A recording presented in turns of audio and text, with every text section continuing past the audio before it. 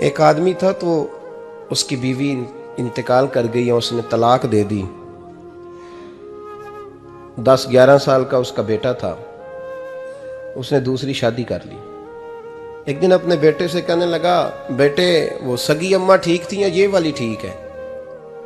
तो बेटा कहने लगा, अब्बा जी ये ठीक है, वो सगी अम्मी झूठ बड़े बोलती थी, सगी अम्मी झूठ बड़े बोलती थी, झूठी थी, ये सच्ची है।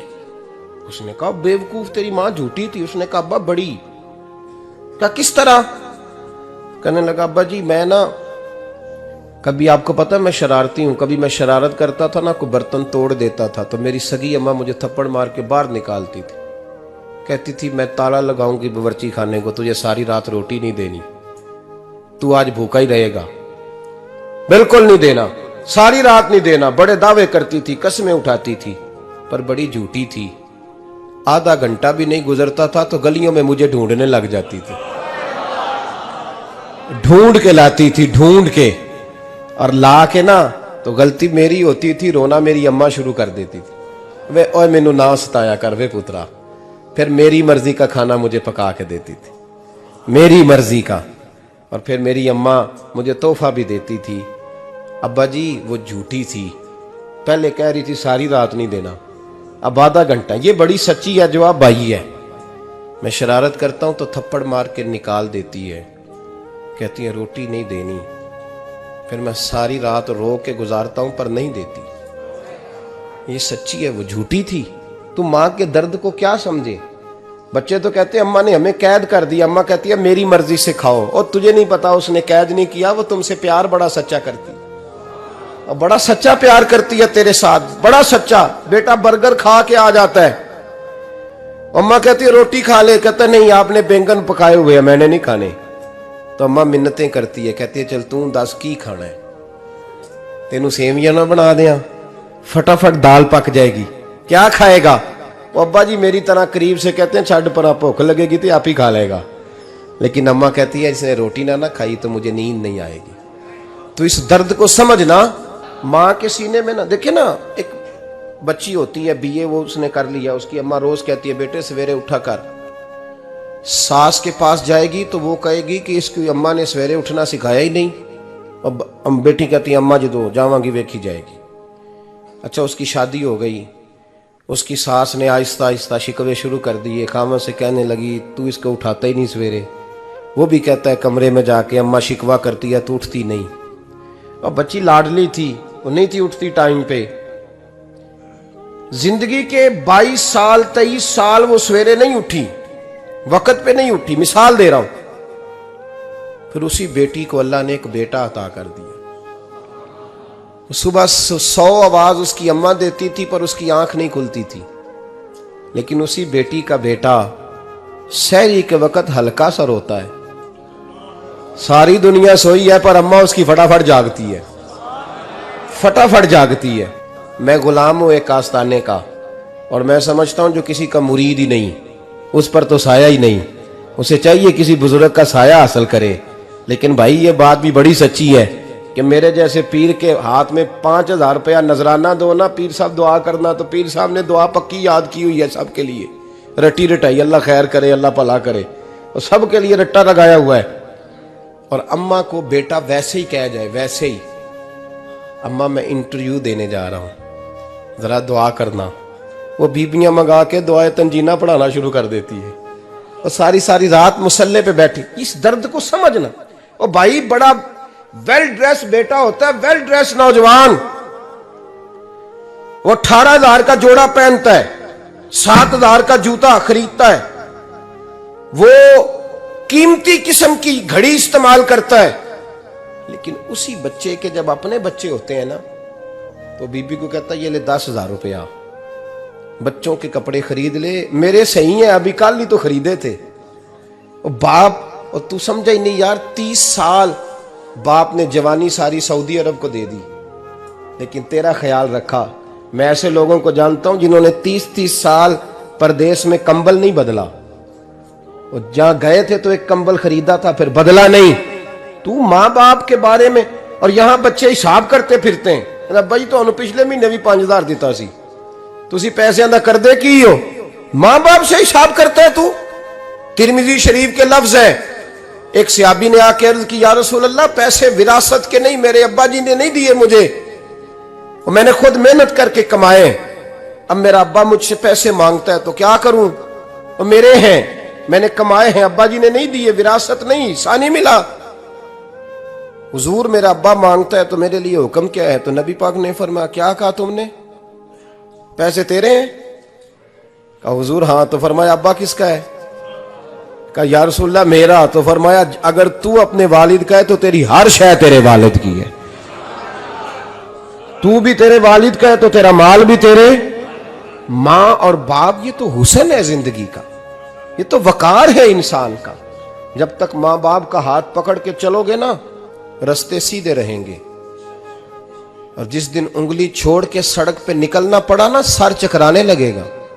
याद रखना, ये बड़ा मुश्किल काम होता है। लोगों का तो रुख ही उस दिन वाज़े होता है जिस दिन आदमी साये से महरूम होता है। अम्मा तो कमरे में पड़ी हो ना, औरंगजेब आलमगीर की मां फौत हो गई, 350 कमरा था महल का, और अम्मा 12 साल टांगों से माजूर रही औरंगजेब आलमगीर की। अम्मा 12 साल कमरे से निकल नहीं सकी, साथ ही वॉशरूम था या जो भी उस दौर में तरीका था। औरंगजेब जब महल में आते थे तो फिर भी सीधे अम्मा के पास जाते थे, और जब वापस निकलते थे फिर भी अम्मा के साथ। औरंगजेब की मां का जनाजा उठा तो औरंगजेब ने रोना शुरू किया। फिर सालों बीत गए पर उसके आंसू खुश्क नहीं होते थे। एक शख्स ने कहा तेरी कोई अनोखी मर गई है, सारी दुनिया की मरती हैं।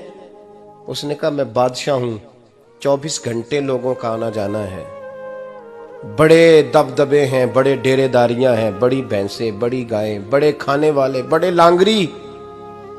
मेरी माँ बूढ़ी थी, एक कोने में पड़ी रहती थी, पर जब से वो गई है ये मुझे महल नहीं लगता, मुझे कब्रिस्तान लगता है। मुझे लगता है ये कब्रिस्तान है। माँ और बाप तो तेरी नेमत है भाई। हम बच्चे, हमारे आजकल के बच्चों ने एक मसला बड़ा पक्का याद कर लिया। कहते मौलाना पीर साहब पसंद की शादी करना जायज नहीं।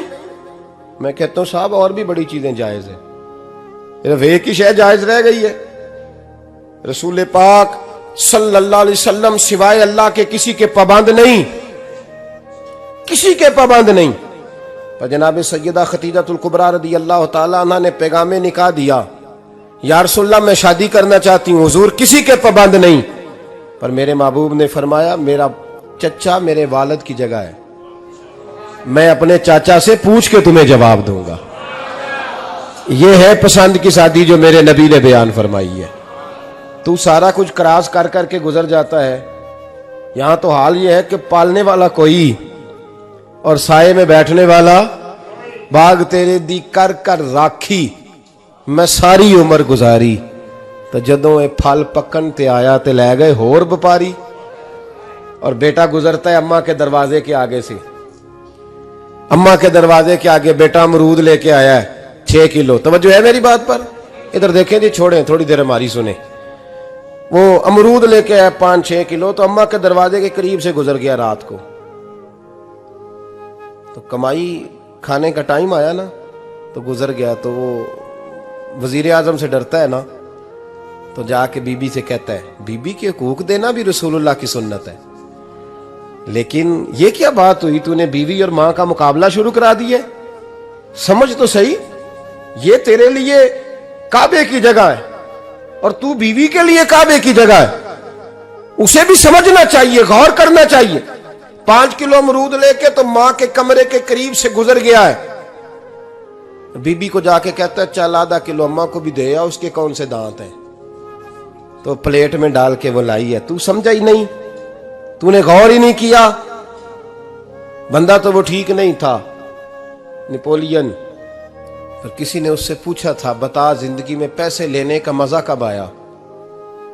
उसने कहा कि मुझे मजा तब आता था कि मैं अपनी सारी कमाई ला के अपनी अम्मा के हाथ पे रखता था, और फिर जब मैं अपनी माँ से थोड़ा थोड़ा खर्चा लेता था ना, थोड़ा थोड़ा, तवज्जो है मेरी बात पे? अम्मा जी 10 रुपए दे आज। कहते जब मैं थोड़ा थोड़ा खर्चा लेता था ना, तो मुझे यूं लगता था जैसे मैं बादशाह वक्त के सामने खड़ा हूं और वो खजाने का मुंह खोल खोल के मुझे देता जा रहा है। तो इस जायके को समझ तो सही भाई, तो इसको समझ तो सही। भाई याद रखें और गौर करें, मां और बाप। और फिर ये भी सुन लें, नबी पाक सल्लल्लाहु ताला अलैहि वसल्लम ने माँ बाप के लिए फरमाया, हुमा जन्नतुका व नारुक, यही तेरी जन्नत है और यही तेरे लिए जहन्नम है। अगर ये राजी हो गए तो तेरे लिए जन्नत है, नाराज हो गए तो चाहे तू 100 पीर के मज़ार पे हाजिरी दे आ, लेकिन जब तक अब्बा राजी नहीं उतनी देर तक अल्लाह राजी। ये हदीस पाक है, हुजूर ने फरमाया जिसके वालिद राजी उसका अल्लाह राजी, और जिसका बाप नाराज उसका अल्लाह। हाँ बेशक, अब ये हदीस है ना, तो सारे वली एक तरफ बैठ जाएं, कहें या अल्लाह बख्श दे मुरीद को, लेकिन अगर अब्बा कहे या अल्लाह ना माफ करना, तो अल्लाह उन औलिया की नहीं मानता, वालिद की मानता है। इसलिए बुल्ले शाह आसमानी उड्डियां पढ़ना है, जेड़ा घर बैठा उन्होंने पढ़िया ही नहीं। भाई याद रखो, माँ बाप से प्यार करो, इनकी खिदमत करो, इनके पास बैठा करो, और माँ बाप को टाइम दें, वक़्त दें, चंद घड़ियां उनके पास बैठें। आप यकीन करें, अब्बा जी से आप मशवरा कर ले, सिर्फ मशवरा, मर्जी बेशक अपनी करें, लेकिन उस मशवरे में आपको इतना साया मिलेगा कि जिंदगी में कभी नाकामी नहीं होगी। पर असी सज्जन दी मननी, अब्बे दी नहीं मननी। तो फटे पे जो नलायक हमारी तरह का बैठा है उससे मशवरा लेना है, वालिद से नहीं लेना। बाप के पास बैठे, उससे मशवरा लें। मेरे अब्बा जी किसान थे, मैंने अपनी जिंदगी में ढेरों चीजें अपने बाप से सीखी हैं, दर्जनों चीजें सीखी हैं। मेरे वालिद बड़े खुददार थे, मिजाज में अजीब सी खुददारी थी। कोई बंदा कभी हाल पूछ लेता था ना कि हालात किस तरह के हैं, तो फरमाते थे भाई अगर बताना हुआ तो अपने अल्लाह को बताऊंगा। अल्हम्दुलिल्लाह बड़ा फजल है, मैंने उनके हाथों पे हमेशा छाले देखे, हमेशा छाले, लेकिन उनका हाथ कभी किसी दुनियादार के सामने फैलता हुआ नहीं देखा। लोग मुझे कहते हैं आप किस पीर साहब के साहबजादे हैं, तो मैं कहता हूं मैं उस पीर का साहबजादा हूं जिसने मेहनत करके हलाल की कमाई खाई सारी जिंदगी। ये लोग पीर नहीं होते, ये मुर्शिद नहीं होते, और मैंने दर्जनों चीजें सीखी उनसे। तो सीखने तो बैठ, तुझे हजारों चीजें मिलेंगी।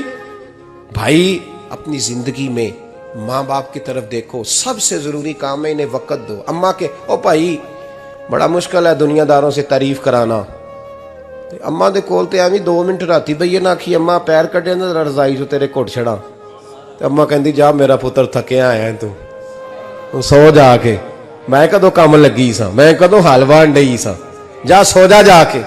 बस ये कार्रवाई है, तूने 2 मिनट के लिए कह दिया, सवेरे पूरे मोहल्ले में तेरी अम्मा कहेगी अल्लाह मेरे पुत्र वर्गा पुत्र सारियां नूं दे।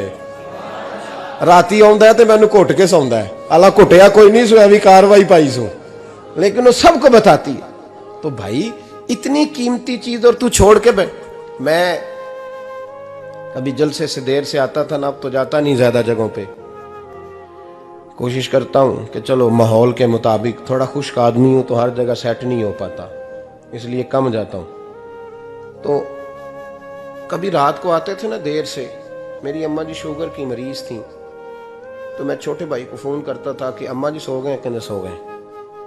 मैं कहता था कि तू ना इस तरह कर, नीचे आ जा, 2 बज गए, वो शुगर की मरीज है, आँख खुल जाए ना तो दोबारा लगती नहीं बुजुर्गों की, तो तू दरवाज़ा खोल दे, अंदर दस्तक दी तो दिक्कत होगी।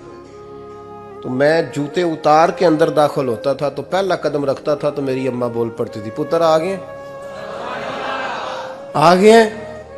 ओ भाई तू इस दर्द को समझना, कोई तुझे मिलेगा, कोई मिलेगा तुझे ऐसा।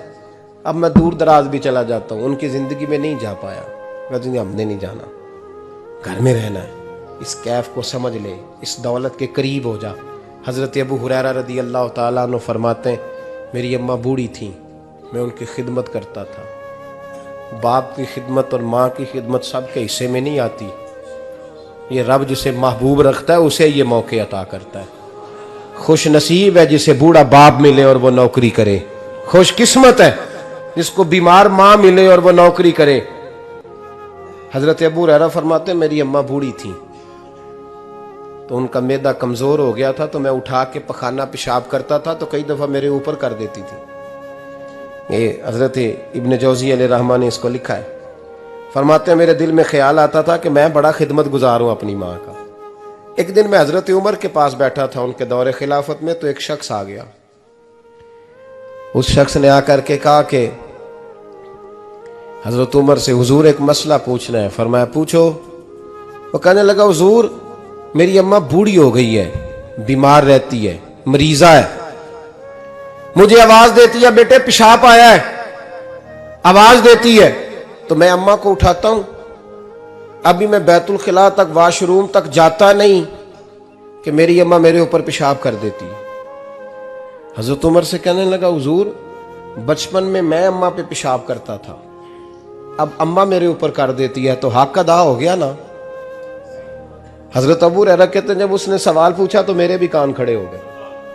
मैंने कहा ये तो मेरे वाला मसला पूछ रहा है, मेरे वाला मसला पूछ रहा है। मेरे पास एक दोस्त जुमा पढ़ने आते हैं बड़ी दूर से, मुझे कहने लगे हजरत साहब जदों भी मैं आउना ना तुसी मेरी ही गल छेड़ देंदे हो, वो जो बात होती है ना बिल्कुल मेरी होती है। मैंने कहा नहीं यार जो मैं कर रहा होता हूँ वो मेरी भी होती है, वो सारे मुआशरे की होती है।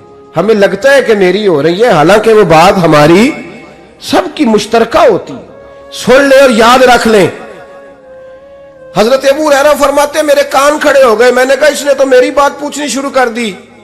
हजरत फारूक आजम से कहने लगा हुजूर बचपन में मैं अम्मा पे पेशाब करता था, वो मेरे ऊपर कर देती है तो हक अदा हो गया। हजरत उमर कहने लगे नहीं कोई नहीं हुआ। उसने कहा हुजूर मुझे समझाएं, वो सारे काम जो मैं अम्मा के साथ करता था अम्मा मेरे साथ करती है तो क्यों नहीं हुआ। हजरत उमर कहने लगे भाई पेशाब तो तू भी अम्मा पे करता था और अम्मा भी तेरे ऊपर करती है, पर तेरी और तेरी माँ की सोच में बड़ा फर्क है। उसने कहा हुजूर किस तरह, तो क्या जवाब है सैयदना फारूक आजम का, लौ काना नबीय्यम बाद लकाना उमर इब्न खत्ताब। क्या जवाब है। हजरत उमर फरमाने लगे तेरी और तेरी माँ की सोच में बड़ा फर्क है। कहा हुजूर किस तरह। फरमाया जब तेरी अम्मा तेरे ऊपर पेशाब करती है ना तो तू दुआ करता है कि या अल्लाह बूढ़ी हो गई है इसे पर्दा दे दे, और जब तू अपनी अम्मा पे पेशाब करता था तो वो दुआ करती थी या अल्लाह मेरे लाल को लंबी जिंदगी अता फरमा। फरमाया ये तेरा और उसका फर्क है। कहा जब तेरी और तेरी माँ की सोच में। और नबी पाक सल्लल्लाहु अलैहि वसल्लम ने फरमाया है जितने भी गुनाह इंसान करता है ना अल्लाह करीम सजा को रोक देता है, क़यामत में सजा देगा। और जो माँ बाप का नाफरमान है ना उसको दुनिया में भी सजा मिलेगी। जो माँ बाप का नाफरमान है उसे दुनिया में भी। आप यकीन करें बच्चे थोड़ा सा पढ़ जाते हैं बेचारे तो माँ बाप से कहते हैं अब्बा जी तुसी पुराने दौर दे हो, तो की पता होवे। और तुझे पता ही नहीं भाई, तुझे खबर ही नहीं, ये पुराने दौर के नहीं, तू बेवकूफ़ों के दौर का है। तू समझ ये कोई तालीम है। अकबर अलाहाबादी ने कहा था हम ऐसी लाखों किताबें काबिले ज़ब्ती समझते हैं, जब्त करने को दिल करता है। हम ऐसी लाखों किताबें काबिले ज़ब्ती समझते हैं जिनको पढ़ के बेटे बाप को खबती समझते हैं। बात है करने वाली। माँ और बाप इतना बड़ा दर्जा है। और भाई सुन लो और इस बात को याद रखना, दुनिया में सियाबी होने से बड़ी विलायत कोई नहीं। सारे वली गौस कुतुब अब्दाल मिलके भी सियाबी के कदमों की खाक तक को नहीं पहुंच सकते, लेकिन हजरत अवैसे करनी सियाबी नहीं बन सके सिर्फ अपनी अम्मा की वजह से पीछे रहे। महबूब ने फरमाया तू वहां रह के माँ की नौकरी कर, तेरा नबी तुझसे राजी है। इतना बड़ा काम उन्होंने छोड़ दिया, हुजूर की जाहिरी ज़ियारत नहीं कर पाए। और तू कहता है मैं फलाने पीर साहब के आस्थाने पे होता हूं, अम्मा बड़े भाई के पास होती है, मैं जाता हूं तंजीमों के साथ जमातों के साथ और अम्मा फलाने के साथ। ये कैसी बात हुई, ये किस तरह का मसला हुआ। जो तेरी ड्यूटी है उस ड्यूटी को पहले अदा कर, नौकरी को पहले कर, फराइज का अदायगी पहले कर।